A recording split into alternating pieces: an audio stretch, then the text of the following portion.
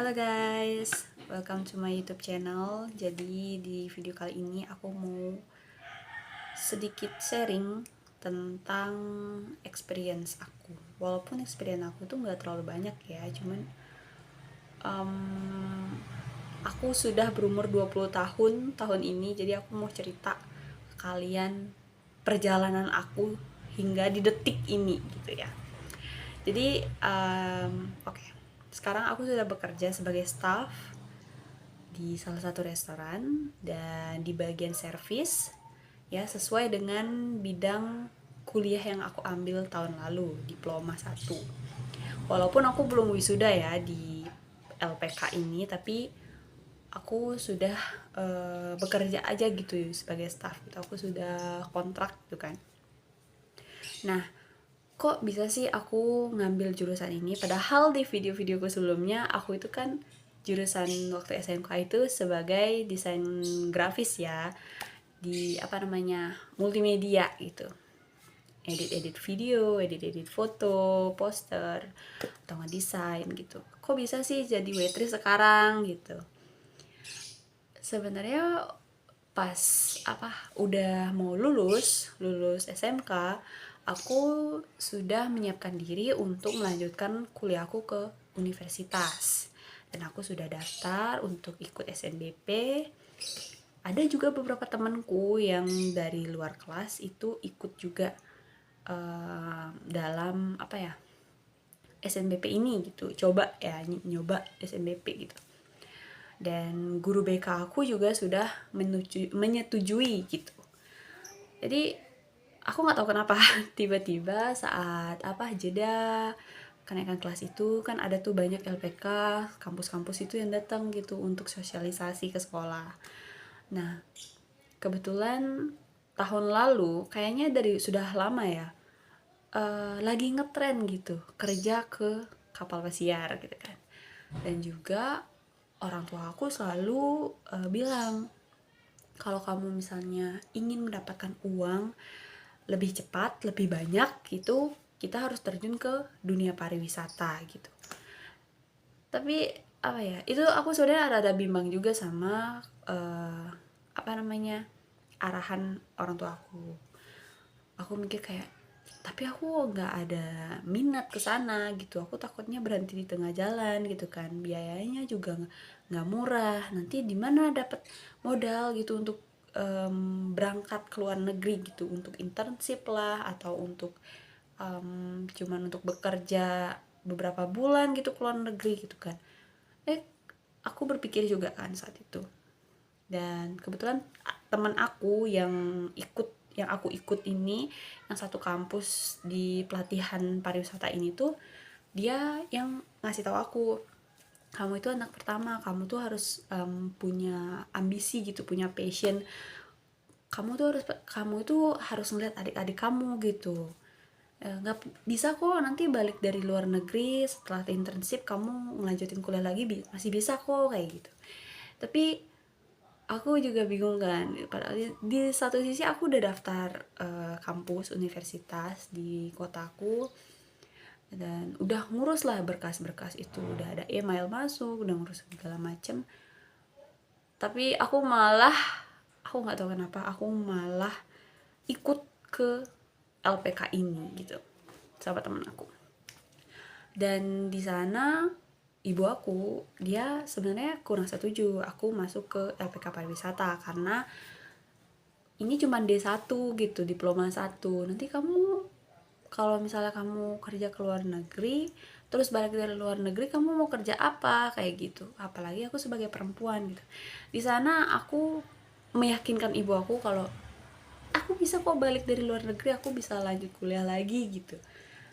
Dan papa aku, dia bilang gini, setelah aku bilang, Pak, abis dari luar negeri aku mau lanjut kuliah ya, aku bilang gitu kan.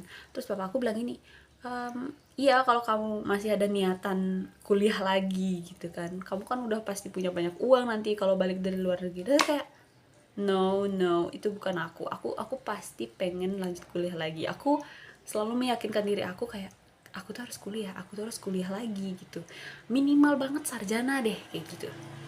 Dan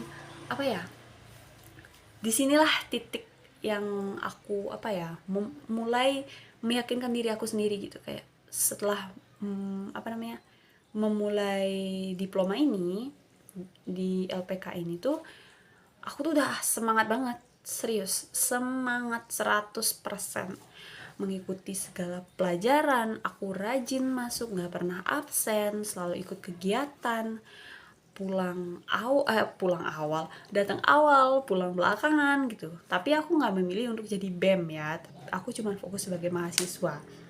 Nah, di kampus aku ini tuh, ya ini banyak banget cabangnya di Bali ya.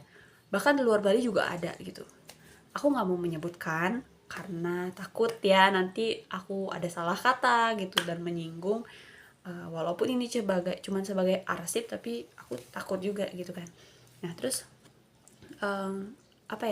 aku mulai nih belajar pariwisata, padahal aku 0% tahu tentang pariwisata. Sedangkan teman aku yang ikut ini, dia itu memang jurusannya itu perhotelan saat SMK. Jadi basicnya dia itu udah tahu gitu. Makanya aku bilang gini ke dia, kamu nanti kasih tahu aku ya kalau misalnya aku ada nggak ngerti, kan kamu udah punya basicnya sedangkan aku enggak gitu. Terus dia bilang, iya aku pasti bantu kamu kok, tenang aja gitu. Nah kita merantau lah, walaupun kita di satu kota, cuman rumah kita tuh jauh gitu loh dari kampusnya. Ya kayak ini kampus kita tuh benar-benar di kota gitu. Dan ya selama kurang lebih 3 bulanan, 2 bulan sampai 3 bulan tuh aku sangat semangat buat belajar, benar-benar semangat banget. Aku suka juga ya karena di sana, di kampus itu tuh full bahasa Inggris. Pelajarannya itu full bahasa Inggris, teori, prakteknya juga, terutama kita sebagai server ya, kita harus bahasa Inggrisnya harus mantap dong gitu. Aku seneng banget karena bahasa Inggris gitu kan. Iya, bahasa Inggrisnya doang yang menyelamatkan gitu. Padahal kalau kerjaan praktek-praktek yang lain seperti unfolding napkin, menyiapkan cutleries atau yang lain-lain itu aku kayak kurang suka ya karena ya emang bukan passionku di sana gitu. Tapi ya udah, it's okay gitu. Aku masih suka bahasa Inggris gitu kan. Aku paling suka itu bagian ketika ada tugas untuk wawancara gitu sama warga asing gitu kan, sama tamu-tamu bule. Itu aku suka banget ngomongnya, ngobrol sama mereka kayak gitu. Dan di kampus ini tuh aku bukan mahasiswa yang cukup famous ya, aku biasa-biasa aja, ini nggak terlalu aktif, dan aku mahasiswa kupu-kupu, kuliah pulang gitu. Dan ini cahayanya. Dan masuk bulan ketiga itu sudah ada panggilan wawancara untuk internship guys. Jadi beberapa mahasiswa itu bakalan dipanggil untuk internship ke luar negeri. Nah kebetulan saat itu negara yang kita tuju itu sama, yaitu Taiwan. Jadi emang lebih banyak yang ingin ke Taiwan saat itu ya, tahun lalu, bukan sekarang. Dan aku udah belajarin bahasa Mandarin, bener-bener belajarin bahasa Mandarin. Kayak memang agak sulit ya, tapi lebih sulit dari bahasa Inggris menurutku ya. Tapi it's okay, yang penting aku keluar negeri dulu, abis itu aku balik, aku kuliah lagi. Itu aja, mimpiku cuma itu. Dan kalian tahu apa guys, sampai aku bulan berapa ya, kelima kalau nggak salah, bulan kelima kuliah, aku belum ada panggilan sama sekali buat internship ke Taiwan. Nah, di sini kita tuh posisinya ada yang mempertanyakan ya, kenapa kita belum dipanggil gitu, kenapa yang lainnya udah dipanggil gitu. Dan di sini posisinya aku ada rasa kayak gimana ya, curious gitu loh, kayak kok bisa sih ini anak ini dia sering bolos. Ya namanya kampus ya, pasti aja ada mahasiswa yang sering bolos gitu. Ini sering bolos kok bisa dia dapat interview duluan gitu kan, sedangkan aku selalu rajin kok nggak dipanggil gitu. Nah terus pihak kampus mengkonfirmasi lah kalau mereka itu nggak tahu apa-apa. Jadi list wawancara, list nama-nama mahasiswa itu sudah dari pusat, jadi diacak gitu ya. Mereka bilangnya itu diacak, jadi untung-untungan gitu kan. Nah di sini aku posisinya geram guys, aku geram. Aku kayak, kok bisa sih untung-untungan wawancara loh, untung-untungan. Sedangkan di kelas aku ya ada kakak apa ya, teman-teman aku yang pinter gitu menurut aku. Ini anaknya jago, kenapa belum panggil gitu. Bahkan teman aku yang aku ajak dari SMK terus ke kampus ini, itu dia pinter banget guys, pinter soal pariwisata, dia pinter gitu. Kok dia nggak dipanggil gitu. Aku sama dia ngobrolin itu kayak, kok kita nggak dipanggil ya. Iya, ya kamu, kenapa kamu nggak dipanggil kayak gitu kan. Terus kalau aku mungkin masih belum, karena aku ngerasa pariwisataku apa ya, praktekku tuh masih kurang gitu. Kalau dia tuh kan emang udah pernah training saat SMK, dia juga tahu basic-basicnya gitu kan. Terus gimana ya, kita selalu membicarakan itu setiap pulang sekolah, kok bisa sih ini duluan dipanggil, kok bisa ini duluan, kayak gitu. Dan ada saat dimana aku menyampaikan ini ke papa aku, kayak, "Pak, aku belum panggil-panggil gini, kok bisa sih anak-anak yang jarang masuk gitu tiba-tiba dipanggil?" Emang sih nggak semua yang nggak masuk doang ya, tapi ada beberapa yang emang aja masuk. Anak BEM itu dipanggil gitu kan. Terus kayak, kok bisa sih kayak gitu. Nah, papa aku geram juga guys. Jadi kita mencoba peruntungan di LPK lain ya. Saya om aku dari Tabanan itu bantu kita. Kayak, kamu bisa di sini daftarnya, kamu apa namanya, mau keluar negerinya tuh, mau ke Taiwan itu lewat sini aja gitu. Tapi kamu masih mahasiswa OTC, kalau misalnya udah balik dari Taiwan, kamu masih bisa apa namanya, masih bisa wisuda di OTC karena kan kamu masih mahasiswa OTC kayak gitu. Terus, oh bagus deh kayak gitu. Aku coba di sana. Nunggu sampai sebulan nggak ada panggilan juga. Bahkan selalu apa ya, dialihkan katanya di Taiwan itu sekarang udah ada apa namanya, sistem baru gitu. Jadi kalau untuk anak-anak FB service itu kurang ya. Jadi lebih ke cooknya aja gitu, ke FB produknya aja gitu. Bener, FB F FB produk, ya FB produk ya, aku lupa. Terus kayak, kok bisa gitu kan. Aku sini di posisi ini aku udah frustasi guys, bahkan aku udah males banget buat kuliah, aku bolos terus. Dan di notice sama dosen-dosenku kayak, enggak kok sekarang jarang ngampus sih. Bahkan teman-teman aku juga gitu, kamu kok jarang ngampus sih, kamu alasanmu sakit terus, kenapa kamu bolos terus. Aku pernah bolos guys, aku pergi ke Denpasar selama 2 harian kalau nggak salah itu. Dan aku nggak ikut uji kompetensi di sana. Posisi aku udah males sebenarnya. Aku kan juga di sini, kita tuh uji kompetensi itu harus bayar ya.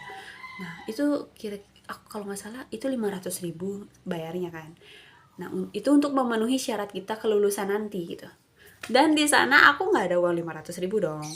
Terus kalau aku bilang ke papa juga kayak, udah speechless gitu, udah kayak pasrah gitu kan, kayak udahlah ngapain juga ngikutin kampus ini gitu. Kayak aku udah nggak dipanggil gitu, nanti keburu bulan Desember kita tuh udah harus training, jadi ya mau nggak mau kita harus training di Bali kayak gitu kan. Sedangkan aku kan ngejar umur juga gitu. Gimana dong gitu. Aku bilang sama pihak kampus kalau aku nggak ada uang, orang tuaku lagi nggak ada uang gitu, jadi aku nggak ikut uji kompetensi guys. Dan aku ke Denpasar selama uji kompetensi itu, selama 3 hari atau 2 hari itu aku ke Denpasar, aku main ke Denpasar. Tapi dari satu kampusku itu tuh ya, di cabangku ya, ada kok banyak beberapa yang emang nggak ikut uji kompetensi itu, tapi sedikit ya, 3 orang 4 orang termasuk aku gitu. Bandel banget kan.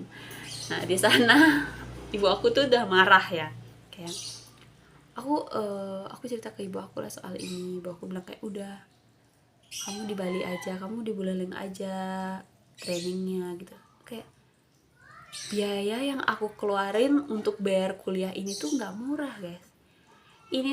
Biaya ini tuh bisa aku kira-kira 4 semesteran untuk cari sarjana biaya kuliah di sini ya, di diploma 1 ini, di pelatihan ini. Kayak aku kan nggak enak ya sama papa aku, gimana ini. Ya udah deh, Aku bilang sama papaku, yaudah aku training di sini aja, kita nggak usah lagi cari bantuan yang lain-lain gitu. Aku udah kayak oke, aku training di Bali aja, selesaikan kampusku ini, diplomaku ini, langsung aku kerja gitu. Langsung papa aku bilang oke gitu. Makanya aku mulai cari daily worker, kerjaan. Dan tepat di tanggal 2 Januari aku kerja di tempat sekarang, jadi waitress guys.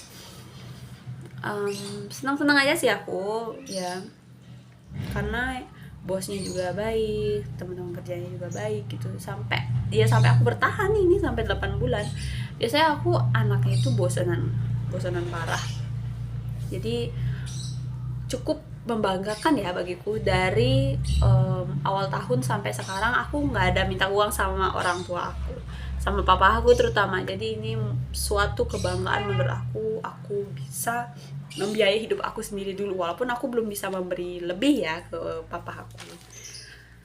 Nah terus ya di bulan ketiga, kalau nggak salah bulan ketiga sejak aku kerja sebagai waitress, aku udah berpikir apa aku kuliah lagi ya gitu, kuliah di universitas gitu kan mumpung masih masih pembukaan lah, masih persiapan untuk mahasiswa baru, penerimaan mahasiswa baru gitu kan. Ibu aku setuju gitu. Tapi kalau misalnya aku kuliah di universitas offline, aku nggak bisa kerja dong. Ya aku dapat uang dari mana gitu kan. Karena kalau aku minta lagi sama papa aku, ya malu lah ya. Kita udah nggak jadi keluar negeri gitu kan, sekarang minta uang lagi buat kuliah. Karena aku bener-bener tipe yang nggak enakan parah. Jadi kayak oke, gimana caranya? Ya udah aku tetap kerja sambil berpikir gitu. Berpikir gimana ya caranya aku biar kuliah lagi gitu, supaya aku nggak terus-terusan kerja dengan gaji segini gitu. Aku kan mau dapat kerjaan lebih baik, dapat gaji yang lebih banyak gitu kan. Oke. Dan tepat di bulan lalu, bulan Juli, ketika aku ulang tahun, aku sudah memantapkan diri aku buat ikut kuliah lagi di universitas terbuka. Dan aku sudah menjadi mahasiswa sekarang di universitas terbuka. Tapi aku masih bekerja. Ya karena memang diperuntukkan untuk yang universitas terbuka itu memang dikhususkan ya, kayaknya dikhususkan untuk orang-orang yang sudah bekerja, yang pengen kuliah, yang pengen merasakan kuliah gitu. Ya udah aku kuliah aja di universitas terbuka gitu kan. Ibu aku setuju banget gitu. Dan selama aku bekerja hampir 8 bulan ini, aku sudah mengumpulkan uang gitu, menyisihkan ya. Aku masih punya lah uang, aku bayarlah kuliah aku pakai itu gitu, untuk semester 1 ya. Dan aku sekarang tinggal menunggu jadwal aja, mau ospek ya. Dan apalagi ya, aku sebenarnya waktu pertama kali tahu dokumen-dokumen, berkas-berkas sama pengajuan daftar kuliahku itu, saat udah divalidasi itu aku nangis, karena kayak akhirnya aku bisa kuliah gitu kan. Kayak ya kalau soal biaya bisa diurus belakangan gitu kan, aku masih bisa kerja gitu di sini. Ibu aku juga bakal bilang mau bantuin gitu kan. Papa aku belum tahu sih soal ini, mungkin lagi bentar lagi aku bakal bilang ke papa aku, karena aku juga masih nggak enak gitu, kayak aku belum bisa ngasih apa-apa ke orang tua aku. Aku 20 tahun, dan kalau aku masih minta sama orang tua kayak nggak enak banget sih rasanya ya, menurut aku ya. Aku kan tipe yang nggak enak kan gitu. Jadi aku ambil prodi pendidikan bahasa Inggris untuk sarjana satunya, karena emang aku suka banget bahasa Inggris gitu. Sebenarnya aku mau ambil sastra Inggris, cuman aku takut puyeng banget nanti karena aku sambil kerja kan. Dan kalau ambil sastra Inggris kayaknya lebih ribet ya, mending pendidikannya aja dulu gitu. Nanti kalau misalnya ada uang, ada kesempatan, aku ambil lagi yang sastra Inggris gitu. Dan di tempat kerja aku tahu aku melanjutkan kuliah lagi, dan mereka sangat-sangat mensupport aku. Bahkan ibu bos aku mensupport aku banget. Beliau bahkan bilang ini, kalau misalnya kamu perlu uang untuk biaya kuliah, kamu bisa pinjam dulu sama ibu gitu, nanti kan bisa dipotong-potong selama gajian kamu gitu kan. Baik banget, sumpah, serius, baik banget. Aku beruntung sih kerja di sini. Padahal banyak banget teman-teman aku yang nawarin, ayo trainingnya di Denpasar aja, kerja di Denpasar aja gitu kan. Tapi guys, jujur, apa namanya, ibu aku tuh kan apa namanya berpengalaman di Denpasar ya, tinggal selama bertahun-tahun gitu kan. Ya aku kan sering nanya kayak biaya di hidup di sana gimana, pergaulan di sana gimana gitu. Beliau sangat tidak menyarankan aku buat di Denpasar itu, karena pergaulannya bebas dan biaya hidupnya sangat mahal gitu, sangat-sangat berbeda sama di Singaraja gitu. Aku di Singaraja masih bisa kos 400.000 include semua muanya gitu, wifi, listrik, air, terus apa, kasur, lemari, kamar mandi dalam, itu udah lengkap banget kosku gitu. Dan kalau di Denpasar belum tentu gitu kan. Memang mungkin UMK Badung itu lebih tinggi ya daripada Buleleng, tapi aku gajian di sini itu ya, walaupun aku cuma dapat 2 juta per bulan, aku begitu udah cukup banget, karena aku makan udah ditanggung ya, makan udah dapat dari restoran gitu kan. Terus tempat tempat tinggal aku, kos aku tuh sama restoranku tuh deket banget gitu, cuma 5 menit gitu kan. Ini kayak untuk apa lagi ke Denpasar gitu kan. Mungkin banyak yang bilang kayak, ya cari pengalaman yang lebih baik lah, dapat restoran yang bintang 5, hotel bintang 5, terus tamu-tamunya juga pasti lebih berkelas kayak gitu. Tapi kayak aku, kayaknya belakangan dulu deh ya, aku masih nyaman di sini gitu. Aku belum siap untuk kelaparan gitu di sana ya, jauh dari orang tua, jauh banget gitu kan. Kayak ada apa namanya, libur seminggu sekali ya, kita pasti nggak pulang dong jadinya. Itu aku aja yang di tempat aku kerja sekarang, jarak dari tempat kerja aku sekarang nih ke rumahku, rumah papa, itu sekitar 40 sampai 50 menitan. Aku jarang banget pulang karena aku emang bener-bener kerja aja gitu, aku ambil lemburan, freelance dan lain-lain gitu. Karena juga sekarang aku udah harus mengumpulkan, harus lebih menghemat untuk membayar kuliah aku gitu. Dan apa lagi ya, itu aja sih sebenarnya. Dan aku masih apa, sangat-sangat terharu gitu bisa mendapatkan posisi ini sekarang. Mungkin banyak yang belum, banyak yang pengen ada di posisiku sekarang gitu, tapi belum kesampaian, belum dapat kerjaan, atau bahkan yang apa namanya, yang nganggur gitu dari tamat SMK, padahal kan aku lulusan SMK tuh tahun lalu, dan sampai sekarang masih nganggur. Itu kayak, ya aku harus lebih lebih apa, bersyukur gitu sama Tuhan. Dan kayaknya aku juga bakal ngevlog, mulai ngevlog gitu, karena aku suka banget speaking gitu kan. Apalagi aku bakalan belajar bahasa Inggris.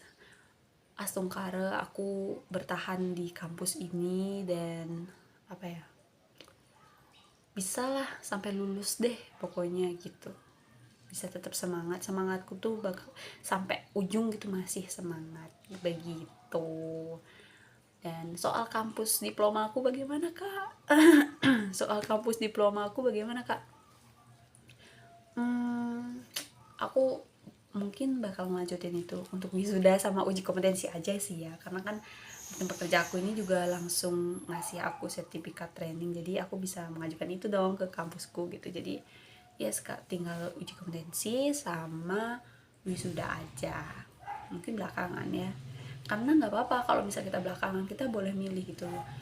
1 tahun itu ada 2 kali wisuda, jadi awal tahun sama akhir tahun. Di akhir tahun ini ada wisuda bulan November, tapi aku kayaknya nggak ikut dulu deh gitu. Banyak kok teman-temanku, kakak-kakak kelasku itu yang bahkan udah 5 tahun, 7 tahun itu belum wisuda dari kampusku ini, karena mereka udah lebih nyaman gitu kerja gitu. Jadi ya mereka udah punya channel, mereka udah punya jaringan, ngapain wisuda, pasti gitu pikiran mereka. Padahal menurut aku, kita kan perlu sertifikatnya ya, sertifikat kuliah diploma satunya gitu. ya siapa tahu nanti kita perlu suatu saat nanti, begitu gitu guys. Dan apalagi ya, itu aja sih menurut aku. Mungkin selanjutnya aku bakalan bikin video lagi ya. Aku cuman untuk arsip aja, bukan untuk di apa ya, terkenal gitu, enggak. Aku pengen arsip aja, aku suka aja. Kalian kan udah, aku kan sering bikin video sebelum-sebelumnya, walaupun itu cuman vlog-vlog kecil-kecil aja saat aku SMK.